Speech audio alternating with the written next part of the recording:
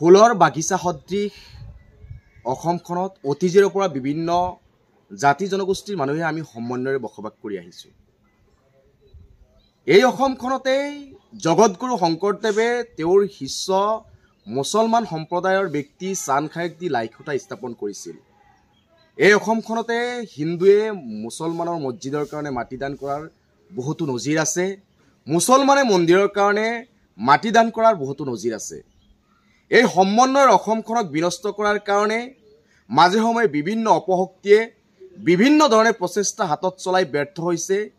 এই বুলিও অসম মাতৃৰ বুকুত জন্মগ্ৰহণ কৰা কিছু জাৰজ সন্তানে কিছু অপকাণ্ড সংঘটিত কৰিলে ধৰ্ষণৰ দৰে জঘন্য কাণ্ড সংঘটিত কৰাত সমগ্ৰ অসম আজি তুলপাৰ এক পৰিৱেশৰ সৃষ্টি হৈছে।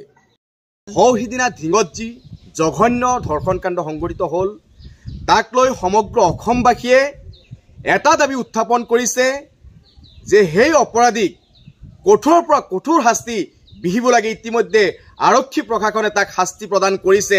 আৰু এজন অপৰাধী আছে, তাকো ফাষ্ট ট্ৰেক আদালতৰ জৰিয়তে ৰাজহুৱাভাৱে ফাঁচি দিয়াৰ কিন্তু সমগ্ৰ অসমবাসী ৰাইজে দাবী উত্থাপন কৰিছে।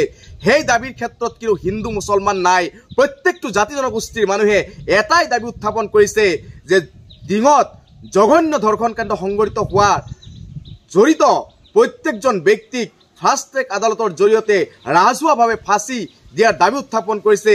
ডিঙত হাজাৰ হাজাৰ মুছলমান সম্প্ৰদায়ৰ ব্যক্তিয়ে পদযাত্ৰা ওলাইছে, দাবী উত্থাপন কৰিছে, সমগ্ৰ অসমবাসীয়ে দাবী উত্থাপন কৰিছে। আৰু এইখন অসমত তাৰ পিছৰে পৰাই একাংশ স্বাৰ্থনেশী ব্যক্তিৰ প্ৰৰোচনাত আৰু মই স্পষ্টভাৱে ক'ব বিচাৰোঁ যে ৰাজনৈতিক মুনাফা আদায় কৰাৰ কাৰণে মেৰু বিভাজনৰ ৰাজনীতি কৰা অসমৰ বৰ্তমানৰ মুখ্যমন্ত্ৰী হিমন্ত বিশ্ব শৰ্মাৰ এক চক্ৰান্তত আজি অসমখনৰ সমন্বয় বিনষ্ট হ'বলৈ গৈ আছে। আজি ধিঙত ধৰ্ষণ কাণ্ড সংঘটিত হ'ল, সেই ধৰ্ষণ কাণ্ডৰ জৰিয়তে এক মেৰু বিভাজনৰ ৰাজনীতি আৰম্ভ কৰিলে, অপৰাধীক জাতিগতভাৱে বিভাজন কৰি ধৰ্মীয়কৰণ কৰি এটা পৰিৱেশ সানি দিলে।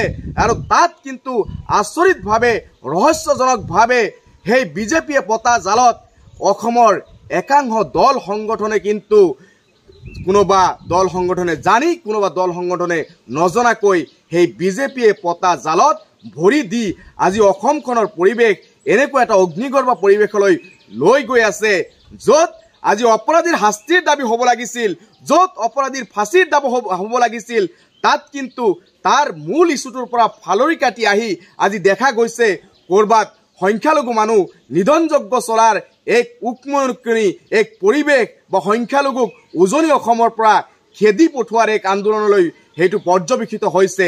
কিন্তু আচৰিত কথা, য'ত অসমৰ বুকুত এই কেইদিনৰ ভিতৰতে আৰু বহুতো ধৰ্ষণ কাণ্ড সংঘটিত হৈছে, তেওঁলোকো কিন্তু অপৰাধী।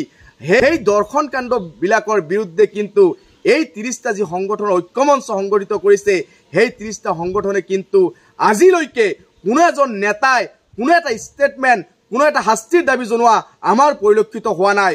ধৰ্ষণকাৰী বা অপৰাধীৰ কোনো ধৰ্মৰ আমি বিচাৰ কৰিব নালাগে। অপৰাধীয়ে ইয়াত হিন্দু নহয়, ইয়াত মুছলমান নহয়, অপৰাধীক আমি অপৰাধীৰ চকুৰে চাব লাগে, তেতিয়া সমাজখনক শান্তি বিৰাজ কৰিব। মুছলমানে ধৰ্ষণ কৰিছে, তাত শাস্তিৰ কামনা সমগ্ৰ অসমবাসীয়ে কৰিছে, সমগ্ৰ বিশ্ববাসীয়ে কৰিছে। কিন্তু অইন সম্প্ৰদায়ৰ মানুহে ধৰ্ষণ কৰিলে তাক কি আমি মাফ কৰি দিব লাগে নেকি? তাক কি আমি ক্ষমা কৰি দিব লাগে নেকি? কোনোবা নাথ উপাধিৰ ব্যক্তিয়ে ধৰ্ষণ কৰিছে, কোনোবা পূজাৰীয়ে ধৰ্ষণ কৰিছে। আজি কেইবাটাও ধৰ্ষণ কাণ্ড যি সংঘটিত হৈছে তাত বিভিন্ন উপাধিৰ ব্যক্তি জড়িত আছে। যিসকল পৰিয়ালৰ ছোৱালীৰ লগত এনেকুৱা ধৰ্ষণ কাণ্ড সংঘটিত হ'লে তেওঁলোকেহে বুজি পাব এনেকুৱা নৰপিচাসকলৰ কি যন্ত্ৰণা সেই ছোৱালীগৰাকীক দিছে।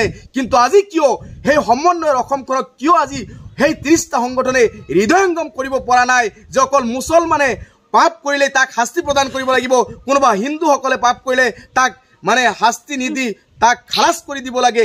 এনেকুৱা কেনেকুৱা মানসিকতা? এইখন অসমটো তেনেকুৱা নাছিল। যিখন অসমত শংকৰদেৱ, আজান ফকীৰ, আজি মাধৱদেৱ সকলোৱে সমন্বয়েৰে এক বৰ অসম গঢ়াৰ সপোন দেখিছিল, তাত কিয় এই মেৰু বিভাজনৰ ৰাজনীতি আৰম্ভ হৈছে? একজন অসমীয়াই প্ৰতিটো ধৰ্ষণ কাণ্ডৰ অপৰাধীসকলক ফাষ্ট ট্ৰেক আদালতৰ জৰিয়তে ৰাজহুৱা স্থানত ফাঁচি দিয়াৰ দাবী উত্থাপন কৰিছে।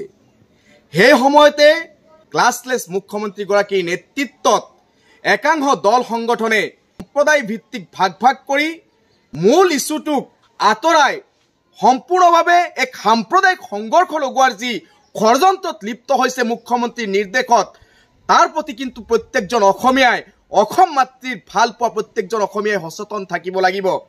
আজি বিজেপিয়ে সাম্প্ৰদায়িক সংঘৰ্ষ লগোৱাৰ যি ষড়যন্ত্ৰ চলাই আহিছে, তাৰ বিৰুদ্ধে আমি মাৰ বান্ধি থিয় হ'ব লাগিব। আমি অসম মাতৃৰ বুকুত জন্মগ্ৰহণ কৰা প্ৰত্যেকজন অসম মাতৃৰ সন্তানে আমি হাতে হাত ধৰি অপৰাধীক কঠোৰৰ পৰা কঠোৰ শাস্তি দিবাৰ কাৰণে আন্দোলন কৰিব লাগিব। আৰু এনেকুৱা অপৰাধীক কঠোৰৰ পৰা কঠোৰতম শাস্তি দিহে আমি ক্ষান্ত থাকিম, অন্যথা কিন্তু আমি বহি নাথাকোঁ। প্ৰত্যেকজন অপৰাধী, প্ৰত্যেকজন ধৰ্ষণকাৰী, সি যি ধৰ্মৰে নহওক কিয়, তাক আমি শাস্তি প্ৰদান কৰাৰ ব্যৱস্থা গ্ৰহণ কৰিব লাগিব।